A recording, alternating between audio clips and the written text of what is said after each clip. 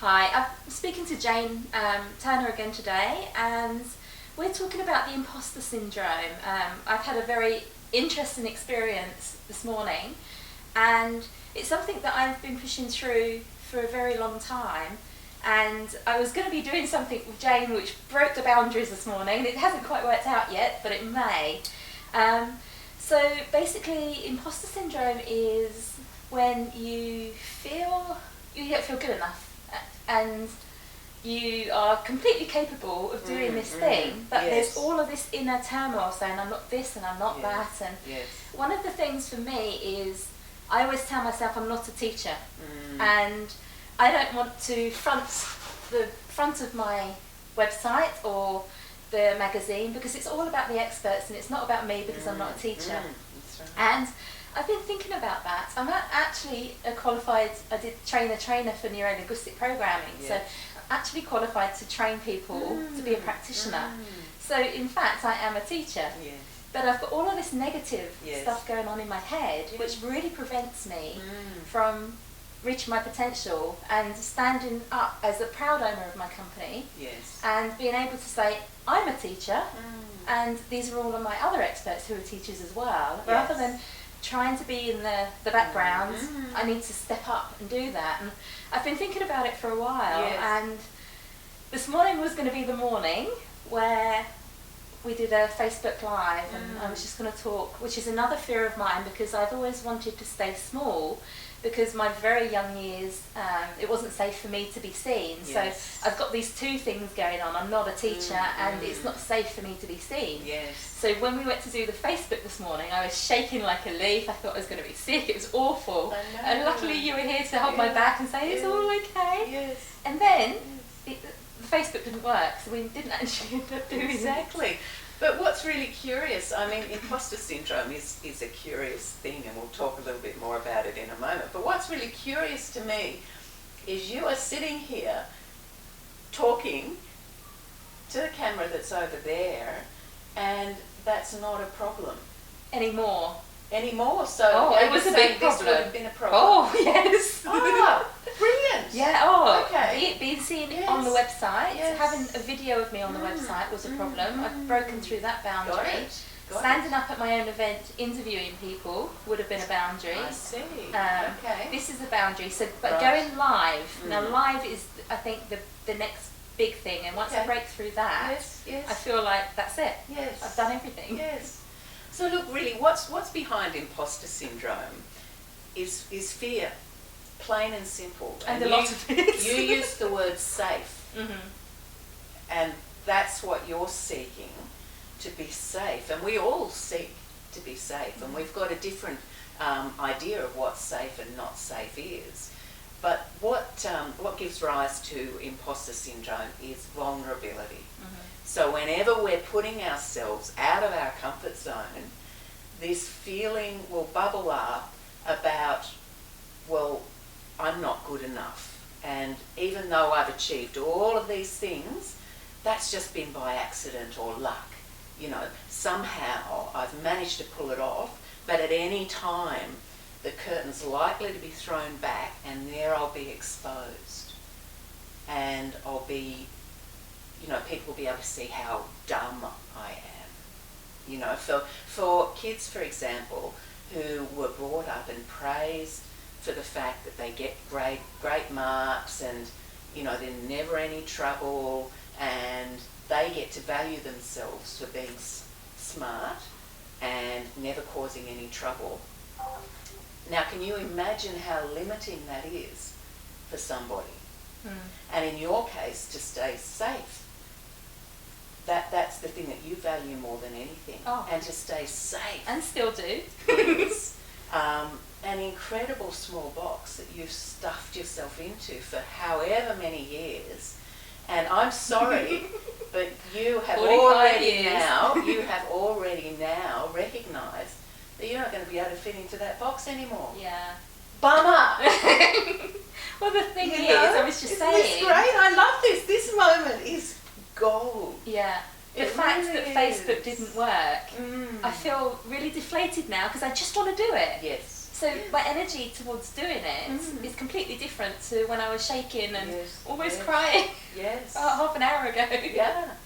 But I mean, again, that was fear. That was a physiological response that came about because of your psychological, emotional It's all my childhood connection. fear that I haven't processed. That's right. Yeah. And physiologically, you felt sick because your body does what it does. This is a survival instinct that is, albeit quite maladaptive, in relation to somebody trying to do a Facebook Live post. But let's say you had to run to save your life, or to fight to save your life, then your body is doing exactly the same thing as it was doing to you a few moments ago. Yeah. And what it does is that your blood starts pumping faster, your heart rate is beating, your breath is shallow and fast. Like you could have potentially not even been able to kind of get the words out. And you know, that is just fear doing what it needs to do. Yeah. But of course, now in the 21st century, we're usually not in the kind of danger that fear response was made for. Yeah. It was made to keep the species alive. And it's quite ironic now to think about the fact that it's often stress, that we keep the fear response switched on. And for any number of things like not being able to find our keys, we're going to be running late for a meeting, you know, we're imagining that this isn't going to go right or that's not going to go right, and that our whole life depends on it when our life doesn't. But having the stress response switched on all the time is actually one of the most deadly conditions you can put your body under. Yeah. Because what it switches off when it's getting all the blood to your extremities so that you can do what you need to do in terms of running or fighting, what it's not doing is taking care of your digestion. It's not putting you in the part of the brain, like it's your limbic system. You know, I point to here. It's the limbic system. It's the really quite prehistoric part of our brain that's all about survival. It's keeping you alive. It doesn't care at all about any things that you might be trying to apply willpower to. It doesn't care about getting your book written or going to the gym or eating well. It only cares about having you ready to run away if you need to run away. And when we're in the fear response and we're in fight or flight, our brain is only worried about survival. We're operating from the prehistoric part of the brain, the limbic system. And it's what's not available to us when we're operating from that part of the brain that's really important. Because any of your higher order thinking, any of your languaging skills, your ability to construct an argument, to apply willpower, goes right out of the window. So when you're all about survival, it really doesn't matter if you sit down and write your book like you were meant to, or work on your thesis like you were meant to, or go to the gym like you promised yourself you would, or eat well. None of that matters at all. So that's why it's so much more difficult when we're stressed to keep ourselves accountable. But meanwhile, too, from a health point of view, our body isn't digesting well, because that's not important in the moment of imminent death. And we're not able to reproduce. You know, our cells aren't reproducing in the way they should.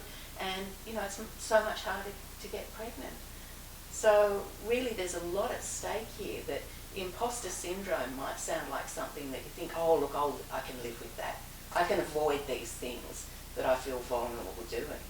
But there's a lot more at stake than that. Yeah. And the ironic thing is, we feel this because we feel that we can't do something, but that's just our inner child. This is our programming from so many years ago. Exactly. It's not real. There's no reason why I wouldn't do a Facebook Live post. I mean, the worst that can happen is somebody would put a little thumbs down saying, this is terrible, I'm not going to die, nobody's going to attack me, I'm still going to be alive, I can still be okay. Yes. The worst thing is somebody could say, I don't like what you're saying. Exactly. That's it. And unfortunately I have this fear response. I actually don't care whether people like me. I understand that some people will and some people won't. You know, I'm a strong woman and I'm very opinionated, Yes. there's going to be people that don't like me. That doesn't faze me. But there's something that's still within me that I'm working through to get rid of that old programming from childhood. And I think that's the same with anybody. Exactly. If they've got, I'm not good enough, I'm not this, I'm not that, going through your brain, it's old patterns that you're bringing with you into the future. And they're very easy to clear or work through. I love the way you put it, that when you said it's not real. It's really not real. Yeah. But the results of it are real. It feels real. If you're not, it feels real, that's it. If you're not able to clear it yourself, gosh, it's worth getting some help. Oh, yeah. Absolutely. And there's so many, you know, we both do NLP. Yes. I see clients on a one-on-one to do this, and I know that you do too. And there's so many different modalities out there that can help you clear these old patterns and these old beliefs and these old behaviours.